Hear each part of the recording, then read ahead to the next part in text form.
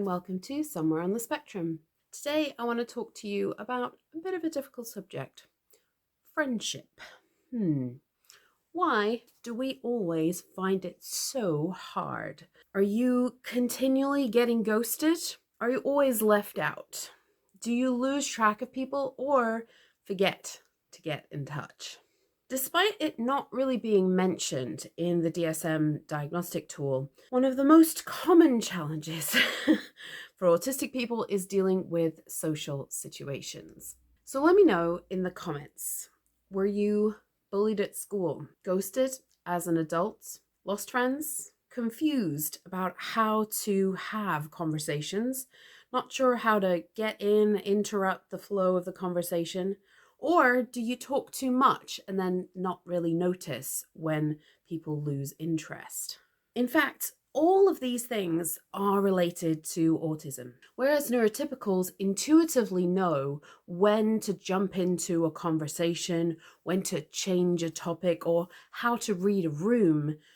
We are often quite lost. I think it's important to recognize the damage that these experiences can have on our confidence and self-esteem. As autistic adults, it's very common to struggle with social anxiety, to not want to try and make new friends, and to be sort of afraid of parties and social situations. Of course, we can't magically become socially adept overnight, but the first thing is recognizing and acknowledging that autism is the culprit here. You're not a bad friend. You're not a terrible person. You are literally missing the playbook, the rules that everyone else has.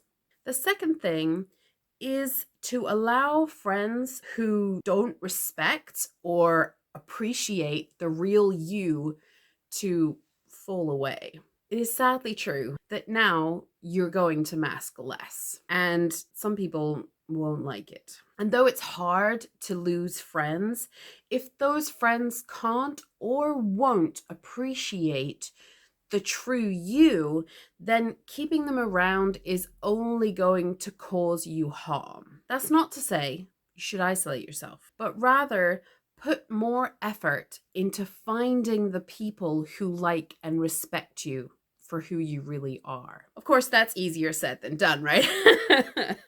But there are more places on and offline for neurodiverse people to connect. So use them.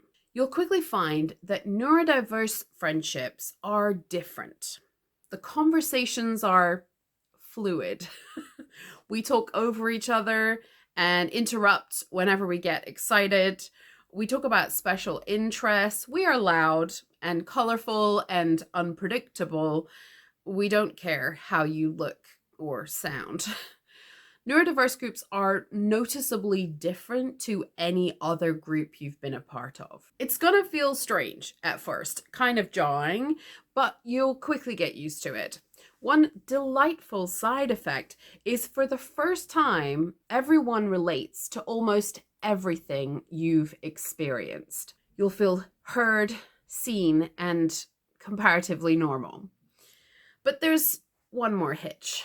For most of my life, I've lost touch with people. Colleagues from work, friends I've met and loved being around. When we weren't in the same space anymore, we didn't keep in touch. In my head, we were still friends. As soon as I saw them again, I'd pick up where we left off. I missed them, I remembered them, but I didn't call them. So it turns out, for neurotypical people, if you don't keep in touch with them, then you're not friends anymore.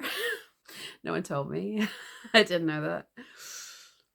So my best friend and I were colleagues at work. And when we finished working together, he kept calling me, like for years. For years afterwards. He kept calling me on a fairly regular basis. And I was like, what's happening? I was so confused. What's going on? Why does he keep calling me? It took me more than a year to figure out that we were friends. And that's what friends were supposed to do. The truth is, he kind of taught me how to be a better friend. Even with your autistic friends, you need to try and stay in touch. I know. I can hear you. It's hard. It's impossible. I'll forget. I know. For ADHD and autistic people, object permanence is a problem. We really struggle with remembering people and things that we don't see. Even if we remember, we'll forget to do anything about it. Or our fear and anxiety of talking on the phone or thinking that they hate us gets in the way. So, first things first, send a message to say you'd like to book a catch up. And do they have time? If they want to stay in touch with you, they will want to find time.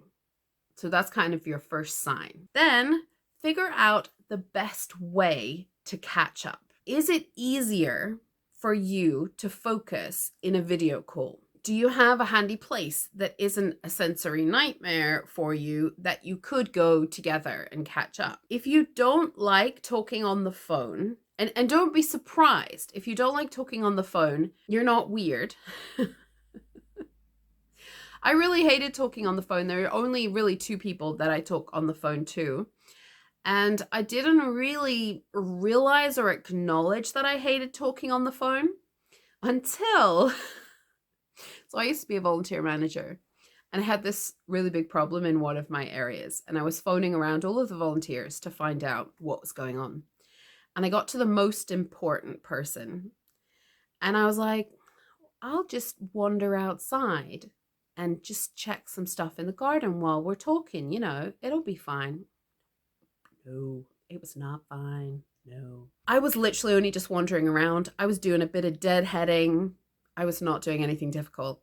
I did not hear 10 minutes of that phone call. 10 minutes. To this day, I have no idea. There was no way that I could admit to that. There was no way that I could say, so sorry, can you just rewind the last 10 minutes of our conversation?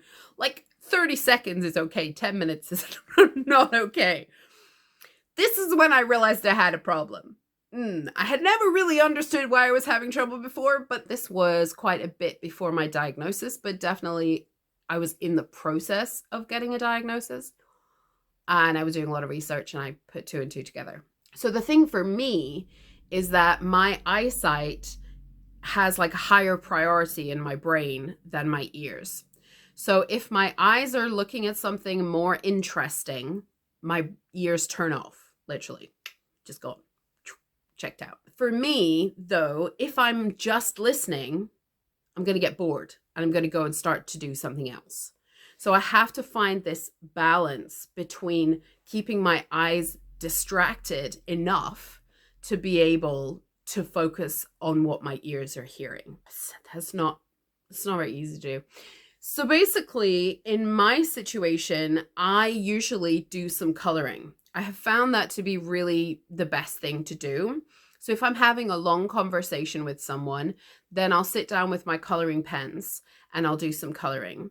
And I have found that many of my friends don't mind, even if I do this on a video call, they're okay with it because they can tell that I'm still listening to them because I'm still responding. I will still look at the camera. But obviously, if you're on the phone, they don't even know that you're doing it. So that helps. So I do think it's worth taking time to figure out for you personally, what is it that's the problem if you have trouble with phone calls?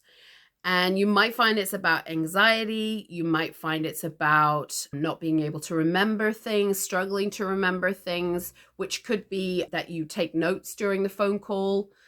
Put a date, put who you're talking to, take notes, and that might help you process what you're taking in. And even if you're just chatting with your friend, there's no reason why you can't take notes. All of these different things, whether it's coloring or whatever, playing a game. I have a friend who can play a video game while on a phone call. This is astounding to me. That is definitely way not my capacity. No, definitely not. I would be only focusing on the game. My ears would have definitely shut down. That's a no-no for me. But whatever works for you. So take some time to try and figure out what exactly the problem is, because it's going to be different to mine. And then try and figure out some strategies that you can use to overcome that. The strategy may be no phone calls. That may be it. But that doesn't mean that you maybe can't do video calls. I find video calls easier because there's something to look at. Maybe it's text messages, maybe it's emails, maybe you write long letters. Whatever works. Really, whatever works. Of course, chat and negotiate with your friends so they know what's going on. They're not just randomly receiving letters wondering what's happening.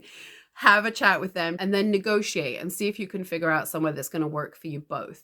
If you're meeting an autistic friend, then chances are they are also going to need some things to make sure it works for them too. So compromise. Be willing to try new methods and different methods with different people, and then put the people in the diary. Put your friends, literally put your friends in your calendar or whatever. And it could just be a reminder to text that person to check how they're doing. It could be a reminder to say, let's catch up.